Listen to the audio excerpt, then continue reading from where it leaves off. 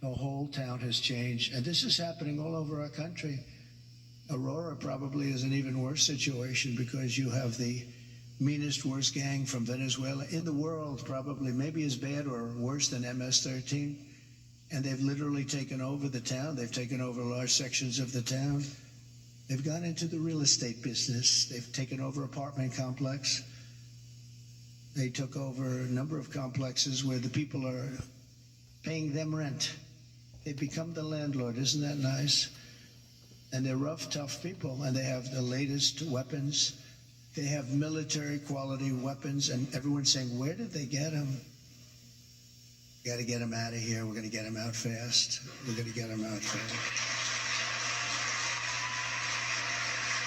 So today, I'm announcing that for the first time under my administration, we will be seizing the assets of the criminal gangs and drug cartels. And we will use those assets to create a compensation fund to provide restitution for the victims of migrant crime, and the government will help in the restoration. The government will help in the restitution, but something has to be done, and we're gonna get it done. Kamala has also caused untold misery through her destruction of our economy. Our economy is not, this is just, it's like a fake economy. Some of the best people on Wall Street are saying the economy is only good because they think, I don't want to say this because other people have said it, that's not me saying it, but they think Trump is going to get elected. That's the only reason our economy is good. That's the only reason the stock market is up. Scott is here, I think, someplace, and he's one of the most respected people on Wall Street. He's actually made a very big point of it, that the stock market is only doing well because of the fact that they think Trump is going to win the election. So we'll see. But Kamala cast the deciding votes that caused the worst inflation in our lifetime, maybe the worst inflation we've ever had, because I don't think I know for a fact they're not adding all of the numbers. If they did, I think it's the worst inflation probably in the lifetime of the country. And it's costing typical American families over $30,000. Nearly half of Americans now say they're broke. Think of that. Half of Americans are saying they're broke. They have no money. 2/3 say they're living from paycheck to paycheck, and that's a record. We've never had that. To that extent, we've never, ever had that. Millions of Americans are lying awake at night worried about how they'll pay their bills because Kamala wrecked their family finances, and she's done that. She's done nothing good. They have done nothing good. And I speak of Kamala, but it's partially Joe, but Joe's out of it, Joe's sort of out of it. She's been out of it for a long time. Now she wants to raise taxes for the typical family by $3,000 a year. She's got no empathy for the hardworking Americans whose dreams she's killed, and said recently that there is not one thing that she would do differently from Biden. That's only because she choked. I'm sure she could have come up with a couple of things if she really thought about it, because there's been so much destruction caused by the Biden administration. One of the things that people don't talk about, and the news never talks about, they don't talk about, as an example, Afghanistan, but this is something that's incredible, because when you think of the numbers, 325,000 children are missing, dead, sex slaves, or slaves. 325,000 children who came in through the open border are now missing. Many of them are dead, and nobody talks about it. I said, this must be a mistake. This can't be possible. When I read it, I said, this can't be. You're talking about take your largest stadium and fill it up many times. That's what the kind of numbers are. Here today is Michael Copy, a small business owner who runs a dry cleaner and is struggling to get by because of what Kamala has done to his business. They've destroyed small businesses in this country. Michael, please.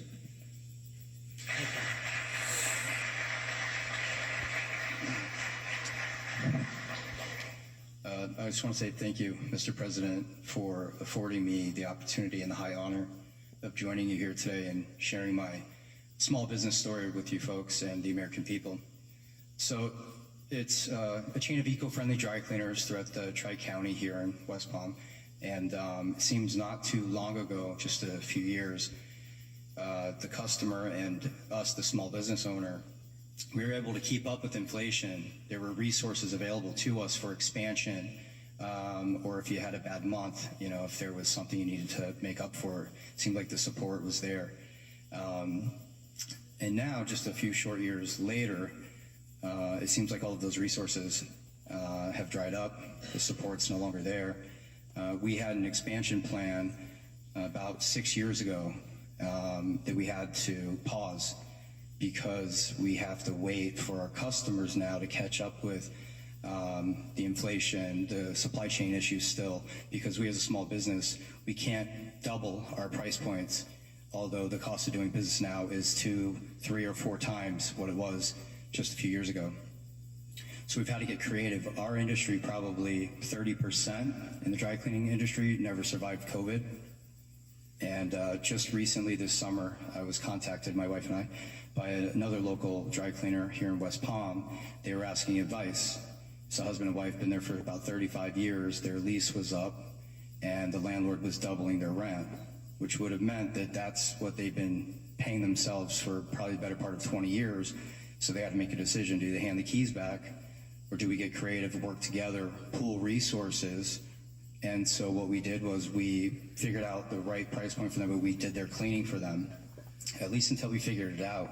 And so they were not able to pay their operations. They couldn't keep that going, but they were able to save their business by strategically partnering. And by the end of summer, I think I was contacted by about 12 other local dry cleaners saying, can you guys help us also, because we're going through the same thing. Thank you. And it seems now, so the delta between the reality of what inflation is right now, when we have in front of us, the reality of that and the small business owners' capabilities, that delta's too great. So unless we affect change immediately, I fear that in the next few years, if we don't see that change, we might see another 30% of our industry and others no longer exist. So I just want to say thank you again, Mr. President, for allowing me to share my Go Green Dry Cleaner story, and thank you.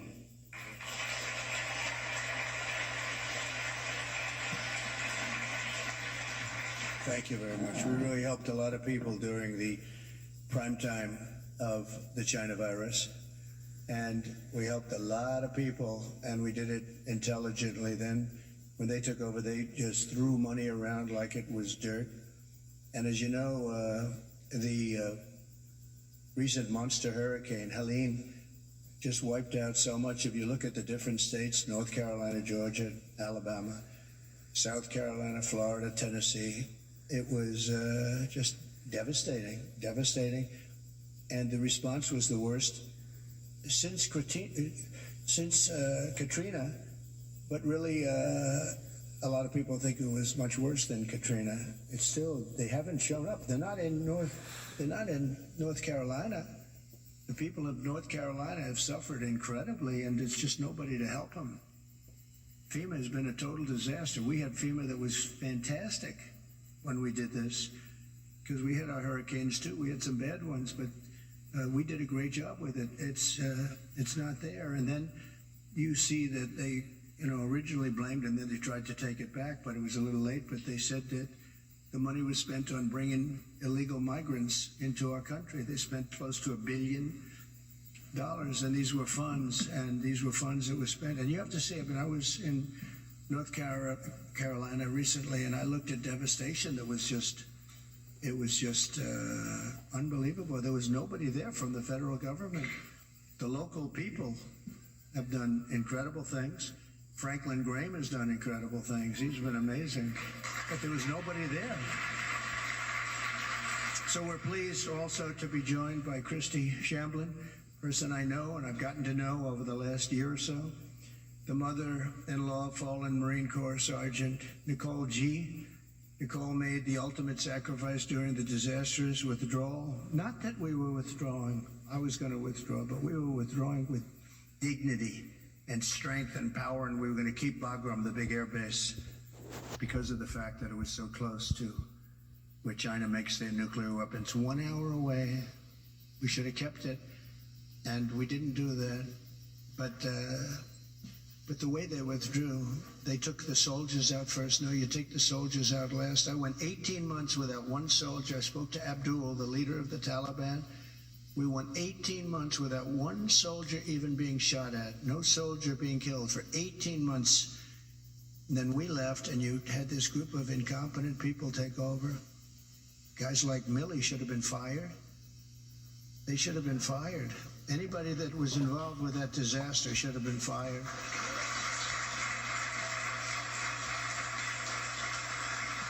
She was one of 13 U.S. service members who lost their lives. Kamala said she was the last person in the room, that Kamala was the last person in the room. She was involved in everything. She takes credit for that. She was involved in everything. That means she was involved in disaster after disaster, because nothing good has happened with this administration, except that our country has gone to almost a third world status. With Biden, when Biden made a decision, she said she was there. Oh, she was there. But the Afghanistan decision was a disaster in so many different ways. And now you take a look at it, they're right back to what they were doing before, except much worse to women. They're worse to women right now than they were even before it started. But Kamala never reached out to the family members of the warriors. And she said she was going to, but she never did. She never called anybody. And Christy, I'd like you to come up and say a few words, please.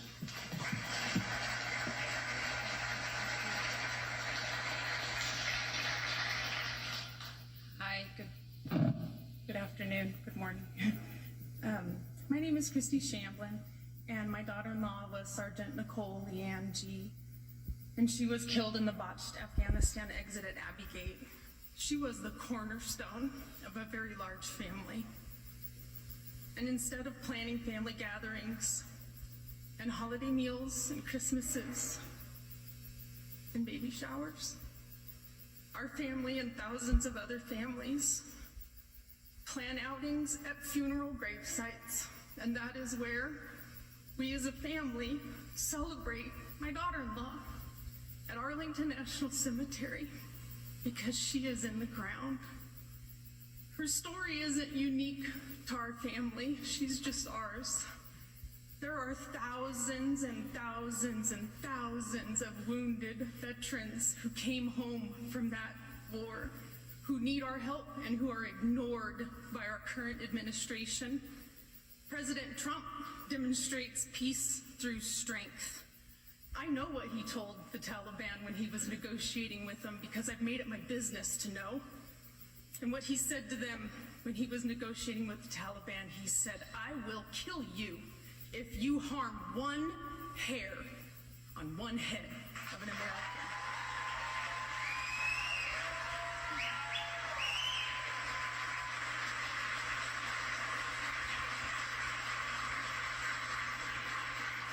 President Trump shows up, he reaches out, and he can fix our country, and we can all heal together. Good speech. Thank you very much. So sad. So many cases like this. Nobody should have died. First of all, when they left, the soldiers should have been there. They shouldn't have been home watching, except for a small group, and many of them got killed, and large numbers. Nobody ever mentions the arms, the legs missing, gone, the face just obliterated. Nobody talks about them. I talk about them all the time. But I want to thank you, Christy, and we'll carry Nicole's memory in our hearts forever.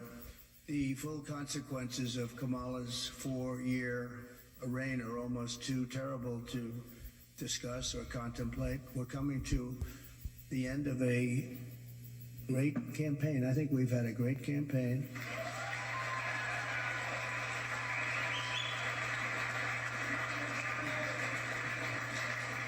We've really not been provided the kind of protection that I needed as president, but I said we have to do it anyway. When Secret Service would ask for additional people, oftentimes we would be turned down. They were constantly asking for additional people. And I found Secret Service to be very brave. When I was hit and went down, they were right on top of me within seconds. I tell you what, those bullets were flying right over my head. I heard them. And these guys were right. I don't know how they didn't get hit, actually, but they were right there. You take a look at the video. One thing we would say, the video is there for people to see, but they were never given the kind of help that they requested, because our rallies were massively large and they needed more people, and they were always fighting for more people, and it was never given to them. Now they're being given, I hope, what they need, but that was a constant fight. They'd come to me and they'd say, you guys don't want to give us the people.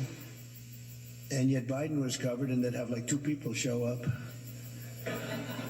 But Kamala is grossly incompetent, a total train wreck who has destroyed everything in her path. She's destroyed everything. She left 21 million aliens pour across our country, and then she, maybe in a short while, has to go home and she'll get herself a job someplace, who knows. But think about it, and she can look at the carnage, and she can look at all the people that have been killed, and you haven't seen anything yet, because they've just started. They're just getting comfortable in our country. These are very tough people.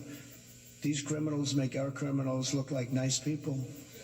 And she let the more than 13,000 convicted illegal aliens, nobody would have let these people into our country.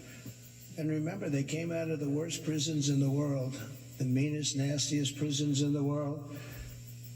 And when she says that she wouldn't do anything different, does that mean that she would have let 325,000 migrant children probably die, most of them, many of them, but at a minimum they're slaves or they're sex slaves, and they're all over the country?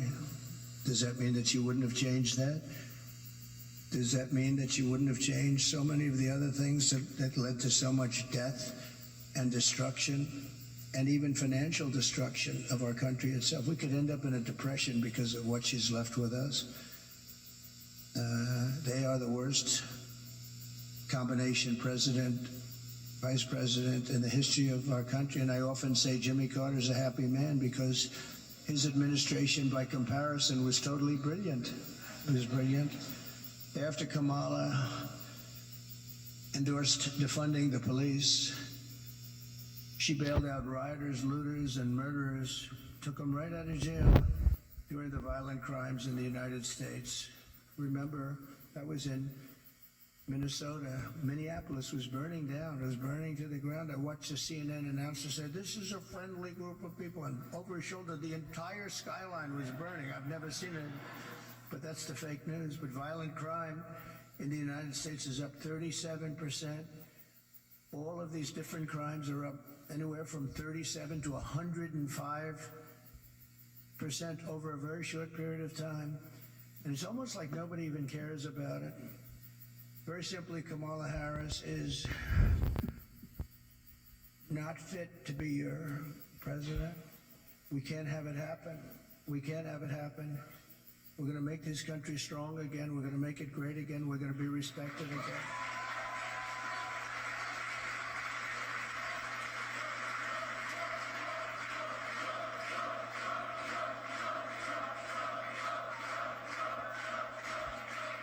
Her message has been a message of hate and division, and my message is about saving our economy, securing our border, bringing together the greatest and broadest coalition in American history. There's never been a coalition like this. Everybody's included.